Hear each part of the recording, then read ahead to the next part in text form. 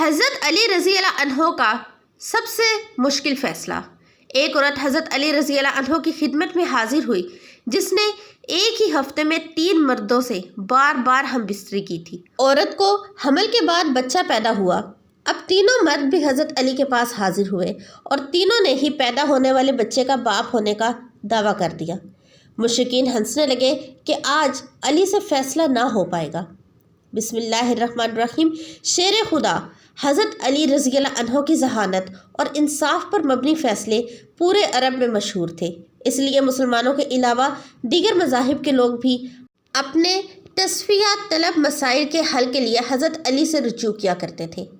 آپ رضی اللہ عنہ اپنے علم اور فراست سے جب بھی کوئی فیصلہ سناتے تو لوگ اس فیصلے کو دل سے قبول کر لیتے، کیونکہ آپ ہمیشہ عدل و انصاف کے تقاضوں کے مطابق فیصلے کرتے تھے۔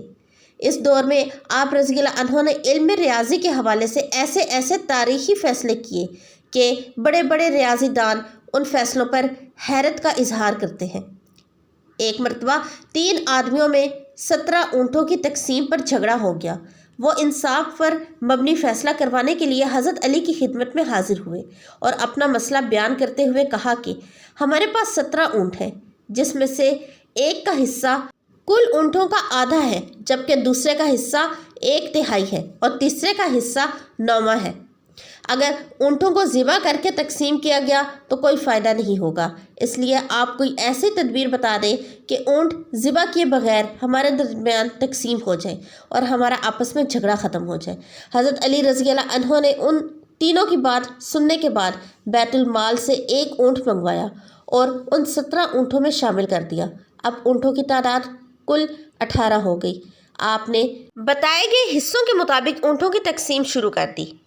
آپ نے پہلے شخص جس کا حصہ تمام اونٹوں میں سے آدھا تھا اسے 18 اونٹوں کے آدھے حصے یعنی 9 اونٹ دے دیے۔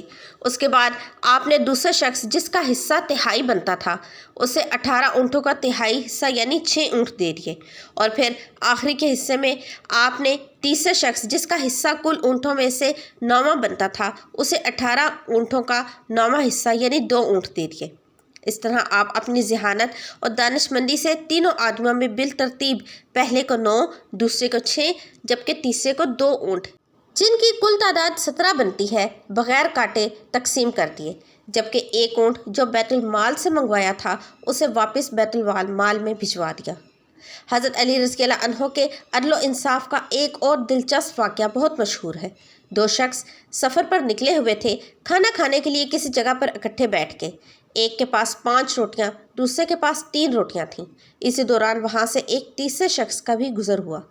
دونوں نے اس تیسرے شخص کو اپنے ساتھ بٹھا لیا اور مل کر روٹیاں کھانے لگے۔ کھانے کے بعد تیسرا شخص وہاں سے جاتے ہوئے دونوں کو روٹی کی قیمت کے طور پر 8 درہم دے گیا۔ اب ان دونوں میں 8 درہم کی تقسیم پر جھگڑا شروع ہو گیا۔ جس کے پاس 5 روٹیاں تھیں اس کا کہنا تھا کہ روٹی کے حساب سے اس کے 5 درہم ہوں گے، دوسرے کے 3، جبکہ دوسرا شخص جس کے پاس 3 روٹیاں تھیں وہ 8 درہم برابر تقسیم کرنے پر بسط تھا۔ آخرکار دونوں یہ معاملہ لے کر حضرت علی کی خدمت میں حاضر ہو گئے۔ آپ نے ساری بات سننے کے بعد 3 روٹی رکھنے والے شخص سے فرمایا، تمہارا ساتھی جو تمہیں دے رہا ہے اسے قبول کر لو، کیونکہ انصاف کے مطابق تمہارے حصے میں صرف 1 درہم آتا ہے۔ یہ سن کر وہ شخص حیران ہو گیا اور عرض کیا، آپ مجھے سمجھا دیں کہ کیسے میرے حق میں صرف 1 درہم بنتا ہے۔ آپ رضی اللہ عنہ نے فرمایا، روٹیوں کی کل تعداد 8 تھی اور کھانے والے تم 3 آدمی تھے۔ اگر ایک روٹی کے 3 ٹکڑے کیے جائیں تو 8 روٹیوں کے کل 24 ٹکڑے بنتے ہیں، جو تینوں میں برابر تقسیم کریں تو ہر ایک کے حصے میں 8 روٹی کے ٹکڑے آتے ہیں۔ تم نے اپنی 3 روٹیوں کے 9 ٹکڑوں میں سے 8 ٹکڑے کھا لیے اور باقی 1 ٹکڑا بچا، جبکہ تمہارے ساتھی نے اپنی 5 روٹیوں کے 15 ٹکڑے میں سے 8 ٹکڑے کھا لیے تو باقی 60 ٹکڑے بچے۔ اس طرح تیسرے شخص نے تمہاری روٹیوں میں سے 1 ٹکڑا کھایا اور تمہارے ساتھی کی روٹیوں میں سے 60 ٹکڑے کھائے، لہٰذا انصاف کے مطابق تمہارا 1 درہم اور تمہارے ساتھی کے 7 درہم بنتے ہیں۔ اس منصفانہ تقسیم پر دونوں متفق ہو گئے اور 5 روٹی والے نے 7 درہم اور 3 روٹی والے نے 1 درہم لے لیا۔ آپ کے بارے میں عام روایت ہے کہ آپ نے 13 سال کی عمر میں اسلام قبول کیا۔ حضرت علی رضی اللہ عنہ کی امتیازی صفات اور خدمات کی بنا پر رسول کریم صلی اللہ علیہ وسلم ان کی بہت عزت کرتے تھے اور اپنے قول اور فعل سے ان کی خوبیوں کو ظاہر کرتے رہتے تھے۔ محترم ناظرین، حضرت علی رضی اللہ عنہ کی شہادت کیسے ہوئی اور ان کا قاتل کون تھا؟ ایک مسلمان جو کلمہ پڑھتا تھا لیکن اس کے دل میں چوتھے خلیفہ کے لیے بغض بھرا ہوا تھا۔ حضرت علی 19 رمضان المبارک 40 ہجری کو مسجد کوفہ میں تشریف لائے تو عبد الرحمن بن ملجم مسجد میں سو رہا تھا، الٹا لیٹا ہوا، نیچے تلوار کو چھپائے، تلوار بھی زہر میں بجھی ہوئی۔ حضرت علی رضی اللہ عنہ نے کہا، اے ابن ملجم اٹھ جا، نماز کا وقت نکلا جا رہا ہے، نماز ادا کر۔ وہ ملعون اٹھا۔ حضرت علی رضی اللہ عنہ نے آخری سجدہ ادا کیا۔ یکا یک ابن ملجم آگے بڑھا اور ایسا وار کیا کہ سر مبارک پر کہ زہر کے بجھے ہوئے خنجر نے فوراً اپنا اثر دکھا دیا۔ روزہ میں روزے دار کو ایسا زخم لگا کہ پھر اٹھ نہ سکے۔ مسجد کوفہ میں شور برپا ہو گیا، قیامت کا منظر تھا، تمام چاہنے والے نالہ و فریاد کر رہے تھے۔ حضرت حسن اور حسین رضی اللہ عنہ مسجد میں تشریف لائے، اپنے بابا کے ریش مبارک خون سے تر دیکھی اور گریہ کرنے لگے۔ اصحاب حضرت علی کو کاندھوں پر ڈال کر گھر لے گئے۔ گھر میں کوہرام برپا ہو گیا، بیٹیاں تڑپ گئیں باپ کی حالت دیکھ کر۔ حکیم نے علاج شروع کیا مگر زہر اپنا کام کر چکا تھا۔ 2 روز تک حضرت علی بستر بیماری پر انتہائی کرب اور تکلیف کے ساتھ رہے۔ آخرکار زہر کا اثر جسم میں پھیل گیا اور 21 رمضان کو نماز صبح کے وقت آپ کی شہادت ہوئی۔ امیر المومنین حضرت علی رضی اللہ عنہ کی زندگی کا آخری سال تھا کہ ایک دن آپ رضی اللہ عنہ نماز ادا کرنے کے بعد ممبر پر بیٹھ کے آپ نے خطبہ پڑھا اور لوگوں کو واعظ اور نصیحت کرنے لگے۔ پھر فرمایا، اے لوگوں، دوسرے لوگوں کی طرح مجھے بھی عنقریب اس دنیا سے رخصت ہونا ہے، بس مجھ سے وہ باتیں پوچھ لو جو تم نہیں جانتے تاکہ تمہاری معلومات میں اضافہ ہو۔ مجلس میں چند لمحے خاموشی رہی، پھر ایک کوفی نوجوان اپنی جگہ سے اٹھا اور کہنے لگا، اے علی، اب جب کہ آپ ہر چیز جانتے ہیں تو مجھے بتائیں کہ میری داڑھی میں کتنے بال ہیں؟ حضرت علی رضی اللہ عنہ مسکرائے، لیکن ابھی آپ نے کوئی بات شروع نہ کی تھی کہ مجلس کی خاموشی ٹوٹ گئی اور ہر طرف چہمگوئیوں کی آواز آنے لگی۔ سب نے اپنی گردنیں بلند کیں اور سوال کرنے والے کو دیکھنے لگے اور انتظار کرنے لگے کہ آپ کیا جواب دیتے ہیں۔ حاضرین میں کچھ دشمن بھی موجود تھے، اس لیے کہنے لگے، آج علی کوئی جواب نہ دے سکیں گے۔ ہر شخص کی داڑھی کے بالوں کی تعداد الگ الگ ہوتی ہے، اس لیے حضرت علی رضی اللہ عنہ کو کیسے معلوم ہے کہ اس کے بالوں کی تعداد کتنی ہے؟ چند لمحوں کے بعد حضرت علی رضی اللہ عنہ نے حاضرین سے پوچھا، اس سوال کا درست جواب کون جانتا ہے؟ حاضرین میں سے کوئی شخص جواب دینے کے لیے تیار نہ ہوا اور مجلس میں چند لمحے کے لیے خاموشی رہی۔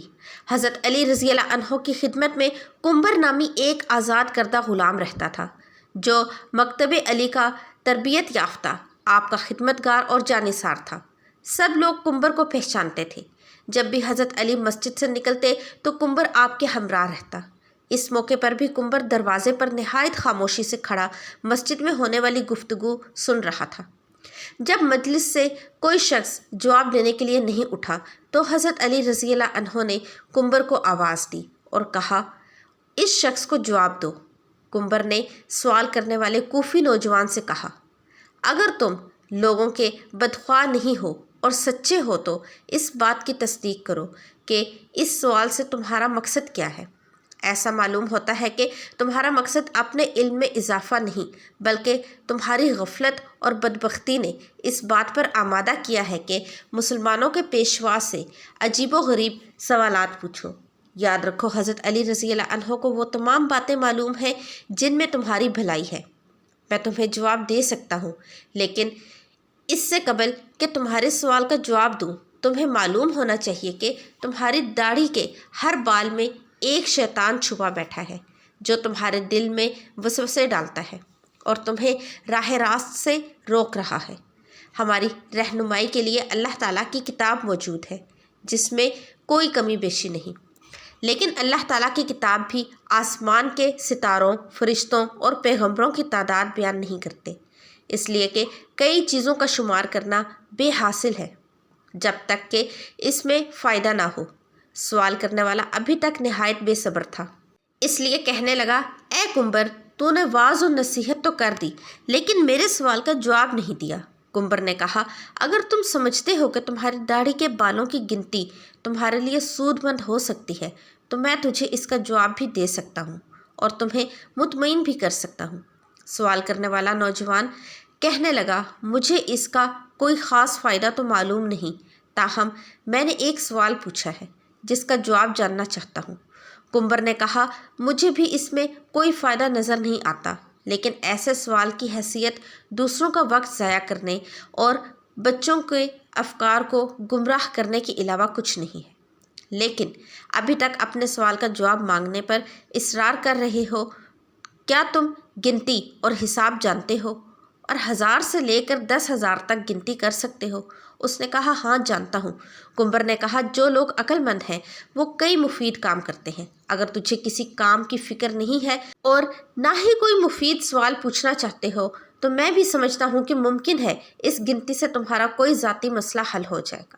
بہرحال یہ کام نہایت آسان ہے۔ تمہاری داڑھی کافی لمبی ہے، اسے کینچی سے کاٹ دو اور اپنے سامنے رکھو اور بیٹھ کر نہایت آرام سے گنتی کر لو کہ اس میں کتنے بال ہیں۔ اگر اب بھی راضی نہیں ہو تو مجھے بتاؤ۔ مسجد میں بیٹھے ہوئے لوگ بہت خوش ہوئے، کئی چہروں پر مسکراہٹ چھا گئی اور گنگناہٹ شروع ہو گئی۔ دوست اور دشمن ایک دوسرے کو دیکھنے لگے۔ دشمنوں نے کہا، ہم بھی اس موضوع سے غافل تھے۔ کمبر درست کہتا ہے۔ نادان دوست کہنے لگے، واقعی عجیب سوال اور عجیب جواب تھا۔ یہی وجہ تھی کہ حضرت علی رضی اللہ عنہ نے اس کے جواب کے لیے اپنے غلام کو حکم دیا۔ سوال پوچھنے والے نے شرمندگی سے کہا، اے کمبر، تو نے درست کہا ہے اور مجھے غفلت کے خواب سے بیدار کر دیا اور راہ راست پر لے آیا ہے۔ اب میں اپنی داڑھی کے بالوں کی گنتی معلوم نہیں کرنا چاہتا۔ پہلے تو میں بھی خوش تھا کہ عجیب سوال پوچھ رہا ہوں، لیکن اب سمجھ گیا ہوں کہ کوئی عجیب اور بے حاصل مسئلہ پوچھنا ہنرمندی نہیں ہے۔